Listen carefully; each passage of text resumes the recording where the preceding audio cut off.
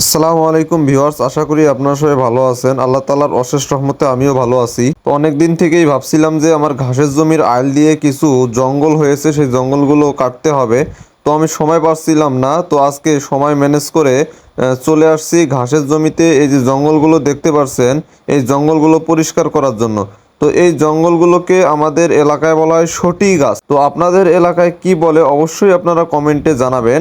এই সটি গাছগুলো আমি পরিষ্কার করতেছি। আর চারদিকে তো শোনা যাচ্ছে যে রাসেলস ভাইপার নামে এক ধরনের সাপ বের হয়েছে।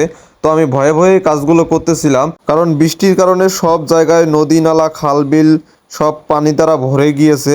কোন জায়গা থেকে কোন জায়গায় সাপ চলে আসবে তা তো বলা যায় না। তাই আর এই যে দেখতে পাচ্ছেন খুঁটিটি আমি সোজা করে দিতেছি, এটা মূলত বরবটি গাছ। এই বরবটি গাছটি কিছুদিন আগে অনেক খরা ছিল বা রোদ ছিল।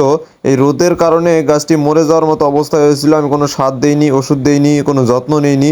তো এখন বৃষ্টি হওয়ার কারণে গাছের পাতাগুলো ভালো হয়ে গেছে, সবুজ হয়ে গেছে। অনেক বরবটি ধরেছে, দেখেন অসংখ্য বরবটি এসেছে এই গাছটিতে। তো আমি কিছু বরবটি ছিঁড়ে নিতেছি। এই বরবটি সবজিটা আমার অনেক ভালো লাগে। আর বাসায় আম্মাও বলতেছিল যে গতকাল যেহেতু আমি কোনো বাজার করিনি, তাই বলতেছিল যে আজকে কি রান্না হবে বাসায় নাই, বাজার করা লাগবে তারপরে। তো আমার আজকে টাকাটা বেঁচে যাবে। যাই হোক, তো আরও অনেক জঙ্গল ছিল এদিকে, জঙ্গলগুলো আমি পরিষ্কার করতেছি একে একে। তো এই গাছগুলোকে পরিষ্কার করতে আমার প্রায় 4-5 ঘন্টা সময় লেগেছিল। চতুর্দিকে এই জঙ্গলগুলো ছেয়ে গিয়েছিল। তো আমাদের এলাকায় এখন পাটের আবাদটা অনেক কমে গেছে। মানুষ যখন পাট বেশি আবাদ করতো তখন এই জঙ্গলগুলো নিয়ে পাট জাগ দিত, বা পাটগুলো যে ঢেকে দিত এই জঙ্গলগুলো উপরে দিয়ে তারপরে মাটি চাপা দিয়ে পাটগুলোকে জাগ দেওয়া হতো।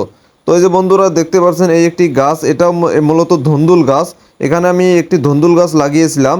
এই যে দেখতে পাচ্ছেন অনেক সুন্দর ধুন্দুল হয়েছে। তো আমি আরও খুঁজতেছিলাম যে আরও আছে কিনা, তো দেখলাম নাই। এখানে আরও একটি বরবটি গাছ ছিল, এখানে 4-5টা বরবটি ছিল। এই বরবটিগুলো আমি ছিঁড়ে নিলাম এবং ভালোভাবে দেখতেছিলাম যে গাছে আরও কোনো সবজি আছে কিনা। অনেক খোঁজাখুঁজি করলাম, তো আর পেলাম না সবজি। তো কি আর করার, গ্রামে যারা আমরা থাকি আমরা কিন্তু এই বিষয়টা উপভোগ করি যে আমরা টাটকা ফ্রেশ সবজি যখন যেটা খেতে মন চায় আমরা খেতে পারি। আর শহরে যারা থাকেন তারা অবশ্যই এই বিষয়টাই মিস করেন, যে টাটকা সবজি তারা কখনো খেতে পারে না। তো এই যে দেখতে পাচ্ছেন আমার ঘাসের পাতাগুলো, এই পাতাগুলোতে কেমন ছোপ ছোপ দাগ হয়েছে। এটা মূলত অতিরিক্ত বৃষ্টির কারণে ছত্রাক ধরেছে ঘাসের জমিতে। এই ছত্রাকের জন্য মূলত আমি অ্যাজোস্ট্রোবিন প্লাস সিপ্রোকোনাজল গ্রুপের ওষুধ ব্যবহার করে থাকি। ব্যবহার করলেই এই ছত্রাকগুলো চলে যাবে এবং ঘাসের ফলন অনেক ভালো হবে। তো বন্ধুরা আজ এই পর্যন্তই। ভিডিওটি যদি আপনাদের কাছে ভালো লাগে তাহলে অবশ্যই লাইক কমেন্ট শেয়ার করে দিবেন। আপনাদের সাথে আমার দেখা হবে আমার পরবর্তী কোনো ভিডিওতে। সেই পর্যন্ত ভালো থাকবেন। আল্লাহ হাফেজ।